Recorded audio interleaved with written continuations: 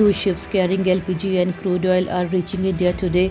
The ships passed through the Strait of Hormuz during rising tension in the Middle East. The ship Nanda Devi will reach Kandla port in Gujarat with about 46,000 metric tons of LPG. Another ship, Jag Latki, will arrive at Mudra port with about 81,000 tons of crude oil. Earlier, the ship Shivalik already delivered LPG to Mundra port. Officials say the LPG on that ship equals around 3.24 million domestic gas cylinders. These supplies bring relief for India during the global oil crisis. The deliveries will help maintain fuel supply across the country. In the Lok Sabha on Tuesday, the suspension of 8 opposition MPs may be removed. These MPs were suspended during the first phase of the parliament session. Union Minister Piyush Goyal will ask permission to withdraw the Jan Vishwas Bill 2025. The government plans to bring changes to some existing laws through a new process.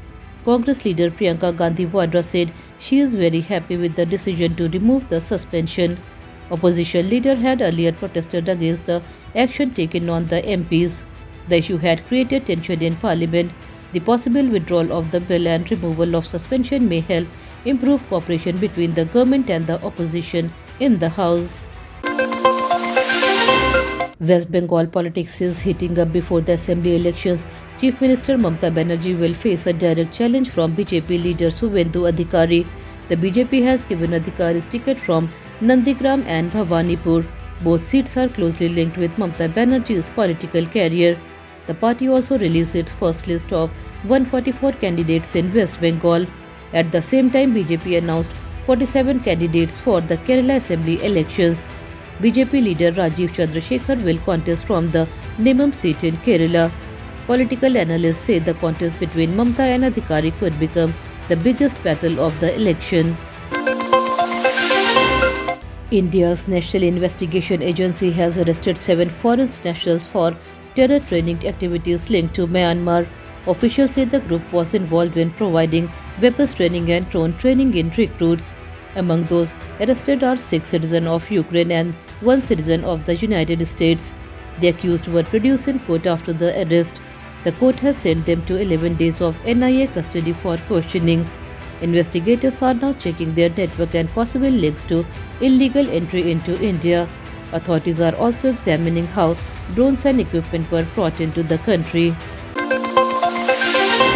India's Chief Justice Suryakant has suggested changes in the environment of family courts. Speaking on Monday, he said family courts should remove psychological fear from the minds of children.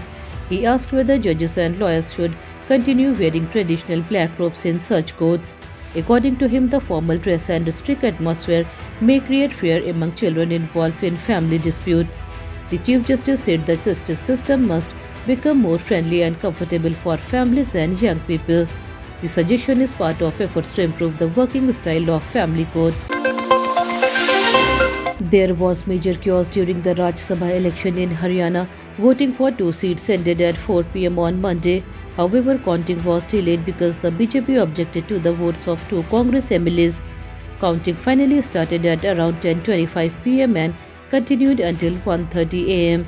The entire process took nearly 16 hours. Cross-voting also happened in Odisha and Haryana, where some Congress MLAs voted differently. In Bihar, 4 opposition MLAs did not come to vote at all. Political observers say this development helped the BJP gain an advantage in the Rajya Sabha contest. A drone attack targeted the United States Embassy in Baghdad, Iraq. The attack caused loud explosion near the embassy area. Security forces quickly responded and no major injuries were reported. Officials are checking the damage and searching for those responsible. At the same time, Israel carried out an airstrike in Tehran, the capital of Iran. Israeli officials said the strike was aimed at military targets linked to security threats. Iran strongly condemned the attack and warned of a response. The situation in the Middle East remains tense as global leaders call for calm and restraint. Pakistan has carried out airstrikes inside Afghanistan. According to reports, the ruling group Taliban said the strike hit several areas and caused heavy damage. Afghan officials claim around 400 people were killed and about 250 others were injured. The Taliban also accused Pakistan of bombing a drug rehabilitation center where many civilians were present. They said most of the victims were ordinary people receiving treatment. Pakistan has not fully confirmed the detail but said it targets militant hideouts near the border. Tension between the Pakistan and Afghanistan have increased after the strike. Afghan leaders warned that such attacks could worsen relations and create more instability in the region. India's stock market opened with strong gains today. The BSE Sensex jumped around 400 points and traded near 75,900. The Nifty 50 also rose about 150 points during the early trading. Metal and auto shares led the market rally with many stocks showing good buying by investors. Banking shares moved slightly higher while some IT and energy stocks were mixed. Analysts say positive global signals and steady investors' confidence helped lift the market today. Indian wicketkeeper batter Ishan Kishan may captain Sunrisers Hyderabad in the early matches of the Indian Premier League. Regular captain Pat Cummins is likely to miss the starting games because of a back injury. Team management is considering Kishan as a temporary captain.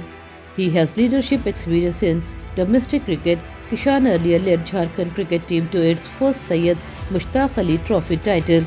His strong batting and leadership could help the team in the opening matches. Many parts of India are seeing stormy weather and rain for the last 2 days. The India Meteorological Department has issued a storm and rain alert for 16 states on Tuesday. This includes Bihar, Jharkhand, Sikkim, West Bengal, Chhattisgarh and Odisha. Southern states such as Telangana, Karnataka, Andhra Pradesh, Tamil Nadu and Kerala are also on alert. In northeast Nagaland, Manipur, Mizoram and Tripura may receive heavy rain. Meanwhile, snowfall has been reported in the Himalayan shrines of Gangotri and Yamunotri. Officials say people should stay alert and follow weather advisories during the storm. That's all for today's bulletin. We'll be back with more updates next time. Until then, this is Tamanna Rizvi signing off. Have a good day.